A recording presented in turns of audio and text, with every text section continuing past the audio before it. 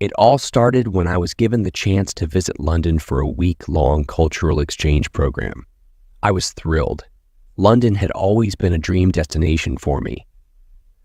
I had seen it in movies, read about its history, and imagined walking across the Tower Bridge or exploring the British Museum. But one thought quickly turned my excitement into worry. I didn't know how to speak English fluently. I could understand English when people spoke slowly, and I could read and write it fairly well. But speaking, that was a completely different story. I was scared of making mistakes, being laughed at, or even not being able to communicate at all. But I knew this trip was a golden opportunity for growth. So I packed my bags and told myself I'd give it my best.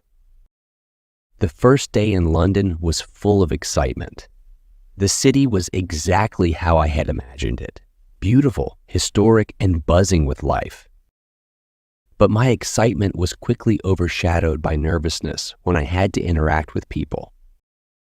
My first challenge came at the airport when an officer asked me about my purpose for visiting.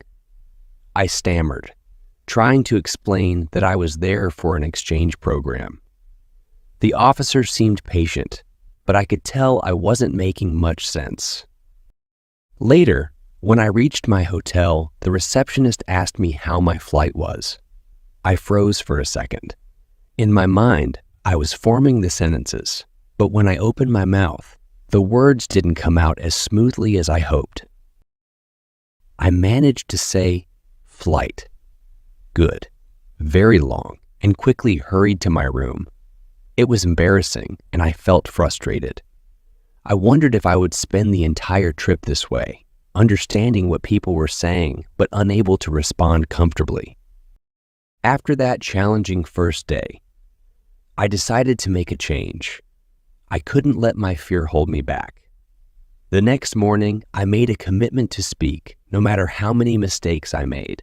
I realized that the more I avoided speaking, the more nervous I became. So I promised myself that every time I interacted with someone, I would try to speak, even if I had to use broken English. I started small. At a coffee shop near my hotel, I tried ordering my coffee in English. I said, "I want a coffee with milk, please." It was a simple sentence, but I was so nervous that I could feel my heart racing.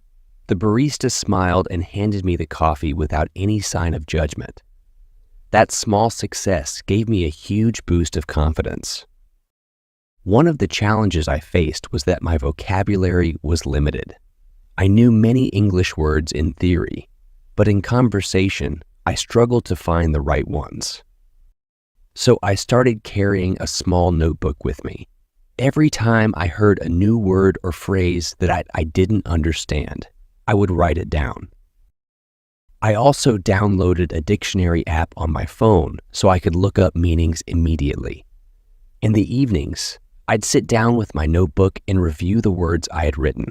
I'd create sentences using those words to make sure I understood how to use them.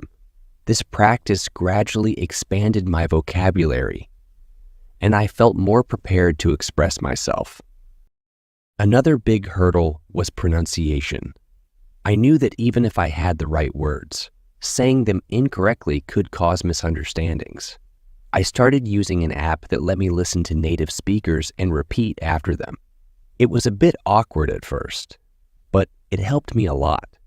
I also practiced speaking slowly, focusing on clarity rather than speed. Often, in my excitement to speak, I would rush, which made my sentences unclear. But once I started focusing on saying each word clearly, people understood me better. It was a simple change, but it made a huge difference. One of the most effective steps I took was immersing myself in English as much as possible. I watched English TV shows with subtitles, listened to podcasts, and read simple articles online. During my trip, I even started thinking in English, trying to form sentences in my mind before speaking them aloud. This made me feel more comfortable with the language and help me think more quickly when responding in conversations.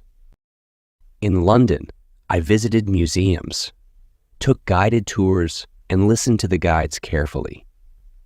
They spoke about art, history, and culture, and although I couldn't understand every word, I tried to catch the main ideas. The more I listened, the more natural English started to sound, and I began to pick up on the flow of conversations. During one of the exchange program activities, I met a fellow participant named Emily. She was from London, and we instantly became friends. Emily was patient, encouraging, and didn't mind that my English wasn't perfect. I told her about my struggles, and she offered to help. Emily and I decided to have English practice sessions. Every day, we'd set aside a bit of time to talk only in English. She would gently correct my mistakes, teach me new phrases, and encourage me to express myself freely. Having a friend like her made a big difference. I felt safe, supported, and inspired to keep trying.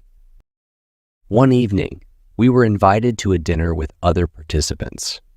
I remember feeling extremely nervous as everyone started talking. But I took a deep breath and reminded myself of everything I had practiced.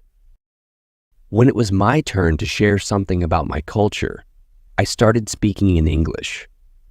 To my surprise, the words flowed better than I expected. I wasn't perfect, but I was speaking, and the best part, people understood me and even asked me questions. For the first time, I felt confident. I realized that my mistakes didn't matter as much as I thought. People were more interested in understanding me than in pointing out my errors. This dinner became a turning point. It was the first time I felt like I was truly communicating in English. After my trip to London, I returned home with a new determination to keep improving my English. I continued practicing with the strategies I had learned. I found an online language partner, joined an English-speaking club, and kept watching English content. I even started thinking in English daily, making it a natural part of my life. Eventually, I reached a point where I could speak comfortably and confidently. It wasn't an easy journey, and there were many challenges along the way, but I'm proud of how far I've come. This experience taught me that with patience, persistence, and a willingness to make mistakes, anyone can learn to speak English fluently. My advice to English learners, for those of you on a similar journey, here are some things I learned that might help you too. Don't be afraid of making mistakes. Mistakes are part of learning. Don't let them stop you from speaking. Every mistake is a step toward improvement. Practice every day. Whether it's speaking to a friend, reading a book, or listening to a podcast, practice makes a huge difference. Build your vocabulary.